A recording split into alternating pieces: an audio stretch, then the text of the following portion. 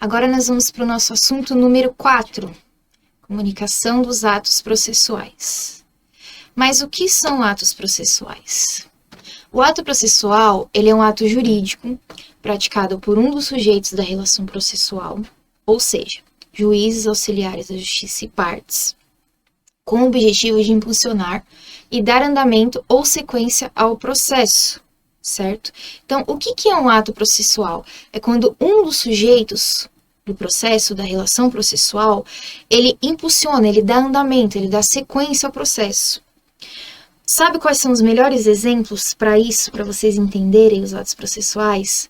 A citação, artigo 238, e a intimação, artigo 269 do CPC, que são os meios de comunicar às partes os atos processuais praticados no processo, certo?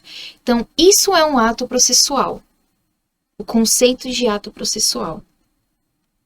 Agora eu vou explicar para vocês o que é a citação, certo? Nós já sabemos que ela é um ato processual. A citação é o ato pelo qual são convocados o réu, o executado ou o interessado para integrar a relação processual, artigo 238 do CPC. A citação, ela é um pressuposto indispensável para a validade do processo e ela pode acarretar nulidade, caso seja feita de forma errada ou não executada adequadamente.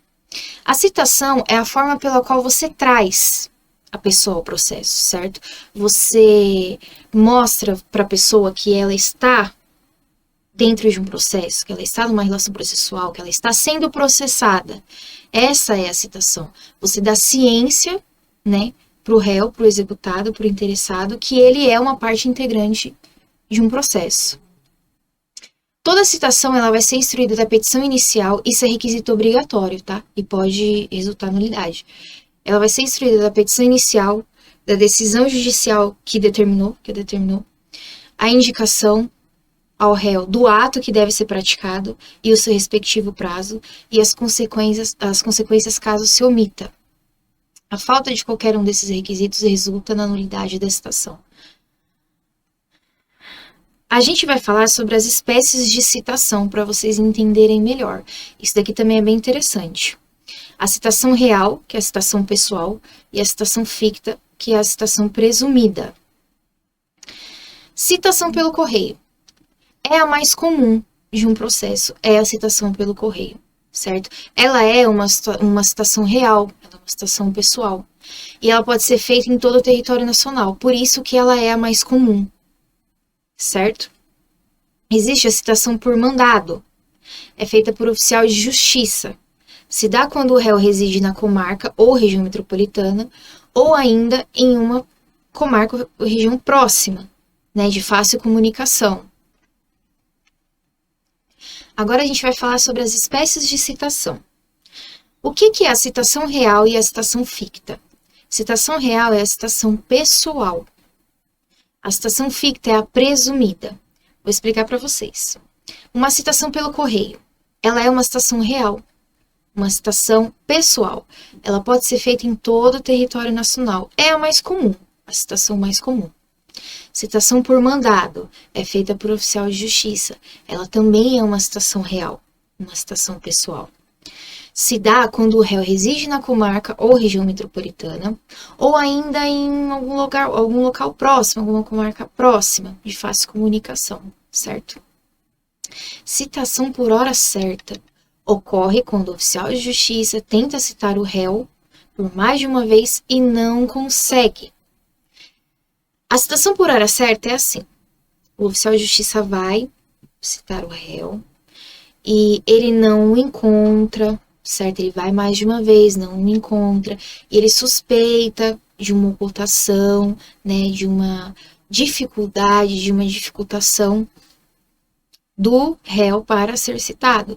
Então, ocorre a citação por hora certa. Ele fala, olha, tal dia, tal horário, eu estarei aqui para citar fulano de tal, certo?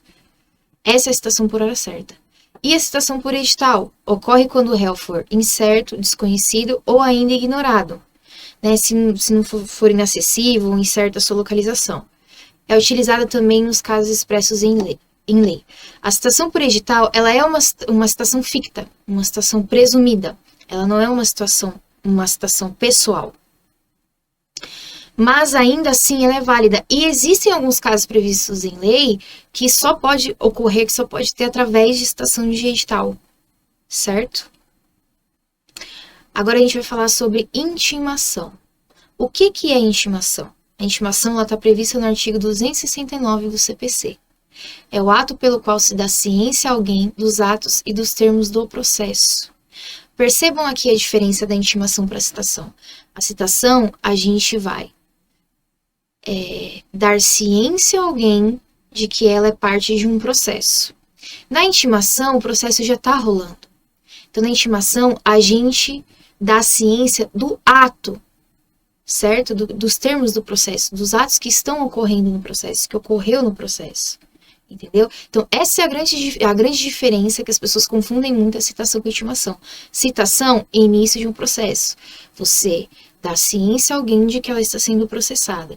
Intimação, a pessoa já sabe que ela é uma relação de um processo. Você está intimando ela de um ato que ocorre no processo. A intimação apresenta duas finalidades: dar conhecimento de atos, ou termos do processo, chamar a parte para praticar ou abster-se de fazer algo. Percebem? Já tem um processo rolando, certo? Todo mundo já sabe que é relação integrante do processo. Então, você vai chamar para dar um conhecimento de algum ato, de algum termo, de algo que aconteceu, ou vai chamar para que ela pratique algo, ou deixe de praticar algo dentro do processo. Espécie de intimação. Intimação por imprensa. Artigo 272 do CPC. Quando não realizadas por meio eletrônico, consideram-se feitas as intimações pela publicação dos atos no órgão oficial. Intimação por correio, intimação por mandado e intimação por edital. Basicamente, aqui, todas vocês percebem que seguem o modelo da citação, certo? Uma coisa ou outra que muda aqui em relação à intimação, certo? Mas a intimação por correio, por mandado e por edital, até coloquei juntas, porque seguem a mesma regra da citação. Intimação por abertura de vista dos autos. Isso aqui é interessante. Aplica-se, por exemplo, para o Ministério Público, independentemente de sua posição no processo. O Ministério Público, ou ele vai ser parte do processo, ou ele vai fiscalizar o processo, certo? Então, independente da posição que ele está no processo, existe essa intimação por abertura de vista dos autos, certo?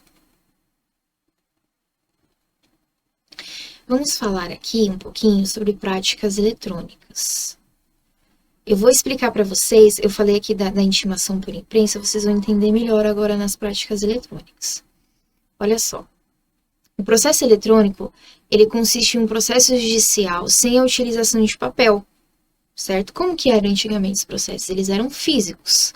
Hoje em dia eles não são mais. Existem os físicos? Existem, mas agora tudo é feito através do meio eletrônico, do processo eletrônico, e desenvolve pela via digital, residindo nesse fato a diferença do processo tradicional, em que os atos processuais são feitos em computador conectado à internet, diretamente nos sítios eletrônicos dos respectivos tribunais, certo? O CPC estabelece que, para a contagem dos prazos estabelecidos em dias, computar-se-ão somente os dias úteis, ou seja, são excluídos da contagem os sábados, domingos, feriados. Isso possibilita interpretar que somente aqueles prazos fixados em dias são contados em dias. Por que eu coloquei isso aqui? Por conta das práticas eletrônicas. Elas são contadas, são computados em dias úteis. E exclui da contagem todos os dias que não são úteis, inclusive não apenas sábados, domingos e feriados, mas também alguns casos em que não há expediente no tribunal. Deve ser considerado como data da publicação o primeiro dia útil seguinte da disponibilização da informação do DJE, que é o Diário de Justiça Eletrônico, e os prazos processuais terão início no primeiro dia útil que seguir ao considerado da data da publicação. Isso aqui eu vou explicar melhor para vocês. Existe a data da disponibilização da informação no DJE. O DJE é o sistema que o advogado usa, certo? É o sistema de publicação do tribunal.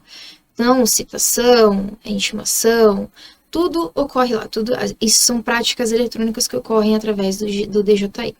É o Diário de Justiça, né, que antigamente era um papel, só que agora ele é eletrônico. Então, o que acontece? Existe a data da disponibilização da informação lá e existe a data da publicação. São duas coisas bem diferentes. Isso, inclusive, cai bastante em concurso público. São duas coisas bem diferentes. Disponibilização uma coisa, publicação outra.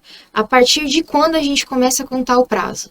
A partir da publicação, da data da publicação.